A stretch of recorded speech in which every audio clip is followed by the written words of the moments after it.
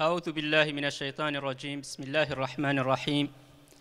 الحمد لله رب العالمين، والصلاة والسلام على رسولنا محمد وعلى آله وصحبه أجمعين.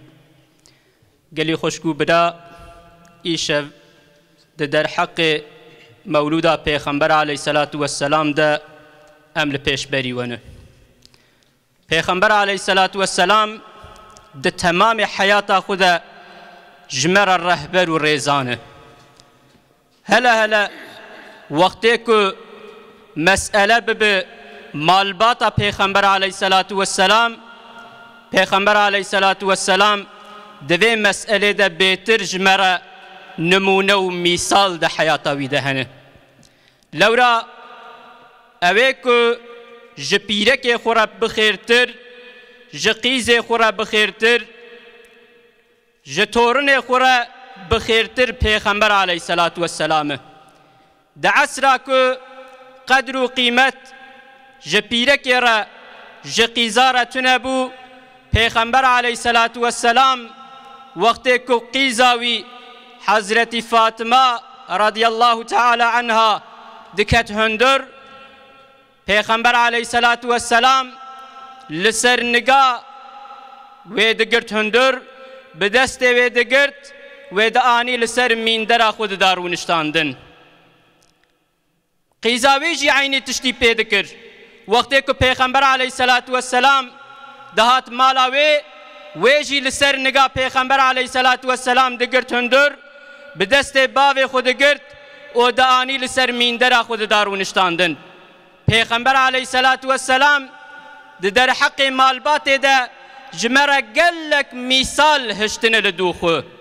لورا وقتی کج دیام حضرت عائشة رضی الله عنها تے پرسین گلو پیغمبر علیه الصلاة والسلام دناو مال دا حیات کی چاوا دمشاند 24 ساعت پیغمبر علیه الصلاة والسلام به چه شکلی درباست بو؟ دیام حضرت عائشة دبیجه دبی کان فی مهنة اهله. پیغمبر علیه الصلاة والسلام د خدمت اهل خود ابو پیغمبر علیه الصلاة والسلام. پیغمبر د مال د چه دکر؟ پیغمبر سول خود درو پیغمبر علیه الصلاة والسلام جل خوبی به دست خود درود. اگر دناو مال د خبات و خدمت کی اوی ور کرن ج پیرک خورد بو علی کار دوی عصرا کو پیرک وک متاع کی دهات فروتن و دهات کرین. بله ایروجی احتیاجی همه به پیغمبر علیه الصلاة والسلام هیه. چواد 1400 سال بره مشرک مکه وقتی که قیمت نددن مالباته دناو لپیوان دا قیز دا کورتالا دا دهاتن و شارتن. دوی وقتی دا پیغمبر علیه الصلاة والسلام جبو قدر و قیمت پیرک بی انسانیت بدزانین راد بو لسر نگاه قیزا خود گرت هندر و دانی لسر میندرا خود دارونشتاندن. ایرو اوان انسانه که بناو حق و ماف پیرک درد کون میدانا دخوازن پیرک به تعذیبون ج شخصیت آوه بخه یا جی دخوازن مالباتا جهفدو پرچه پرچه بکه لسر ناوه قومیت چیتیه و هنک انسان در کون ارته جبو حق و مافه پیرک آوه بپیون لیبل تشتی که بدن پیرک آنجاق ویج عفت آوه ویج ناموس آوه ویج شرف آوه دخه. پیغمبر علیه الصلاة والسلام پیرک خو وقتی که معامله بوان را دکر چوا عدالت دناف دولتا خود تأسیس دکر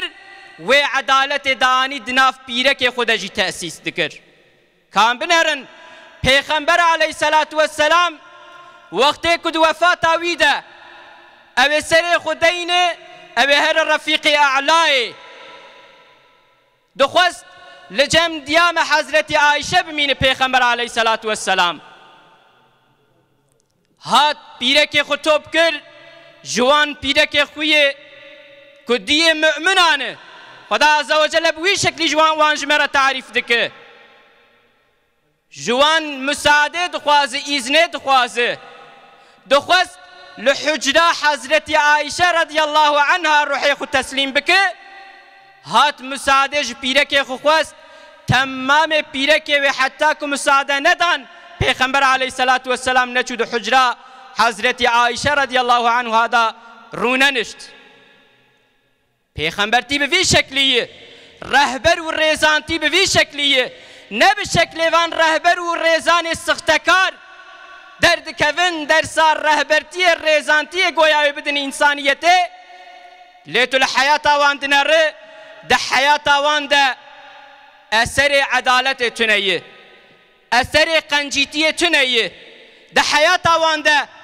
انجاق و انجاق وان انسان کو فکر و رامان بشری دناف دولت خدا آواد کن دخوازن دناف قوم انسان مؤمن ده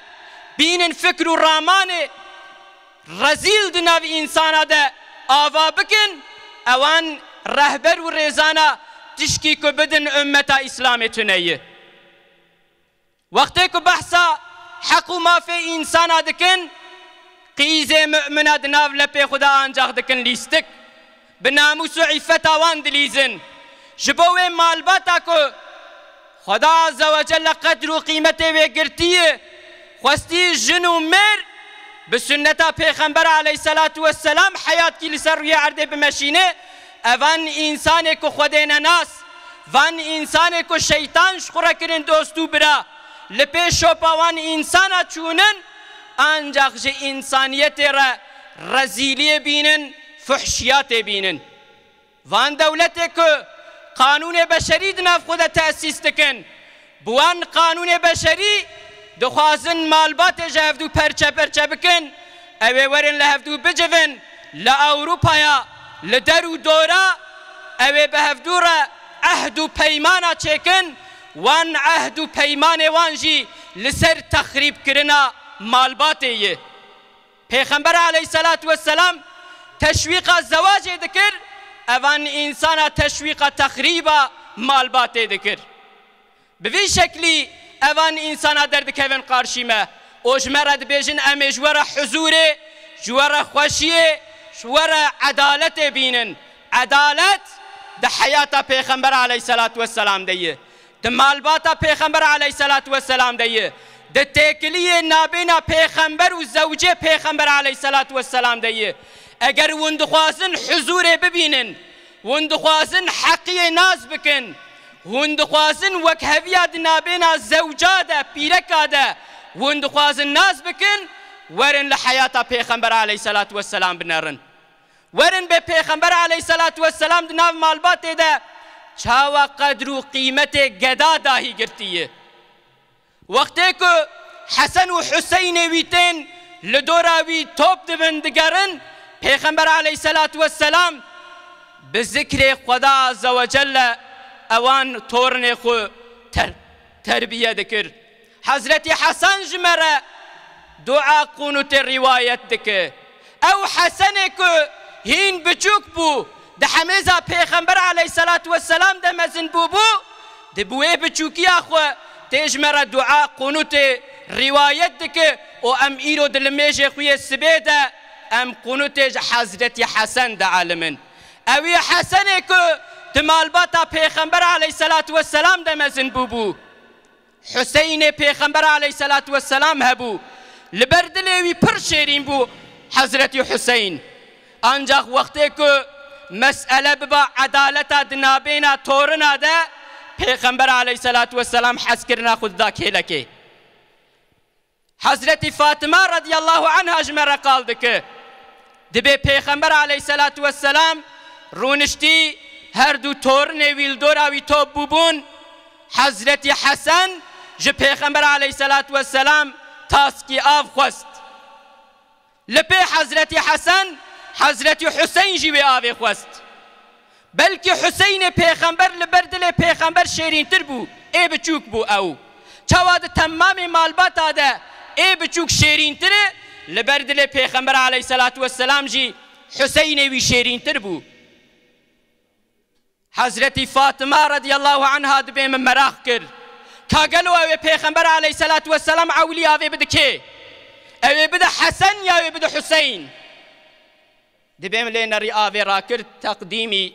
حضرت حسن کرد گو کرم کرد حضرت حسن پشتی و آوی و خوار هینو و گریادا حضرت حسین جی دبیمش پیغمبر پرسی قالوا حكمته في تشتي چیه لورا تمام حال حركته پیغمبر عليه الصلاة والسلام حكمت کی تدهبو پیغمبر گو اگر وندخوازن عدالت تأسيس بكن عولي دناف مالباتا خدا عدالت تأسيس بكن حسن عولي خواست مدا حسن لبيوي حضرت حسين خواست لبيوي دا حضرت حسين عدالت بفي شكل تأسيس كرن اگر ام دخوازن درسا حكمت بگرن گره ام ورن بر پیغمبر عليه الصلاة والسلام رونين لبر سنة السنياوي رونين ام جوي فهم بكن كاقلو حضور و خوشيه بچه شكلي تكفنا مالباته نوان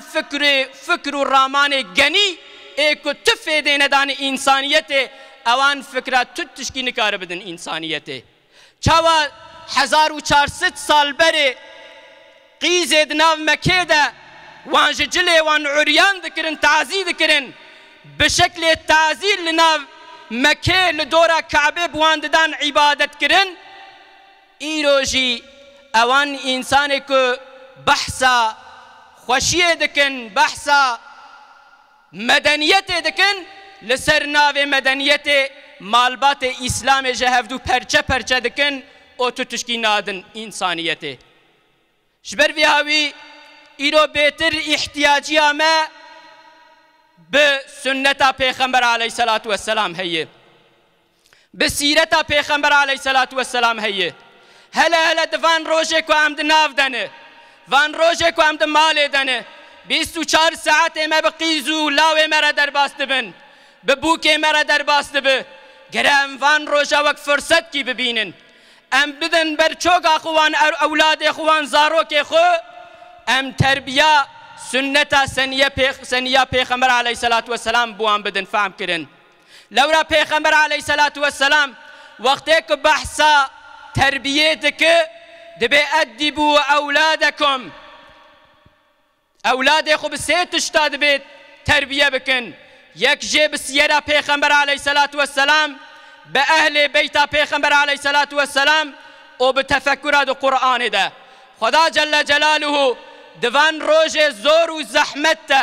ما بقرين جوان كسي كو جوان روجا استفاده دكن مالا خو اولاد خو قيز خو بيتر دوان روجا ددن برچوغا خو اوان روج خو بتفكر آية خدا عز وجل بخواندنا حياة پیغمبر عليه الصلاة والسلام وبالذكر والطاعت مالا خو هر مالكي خود دخن حكم جامية خدا عز وجل ما بقرين جوان كسانا وآخر دعوانا أن الحمد لله رب العالمين السلام عليكم ورحمة الله وبركاته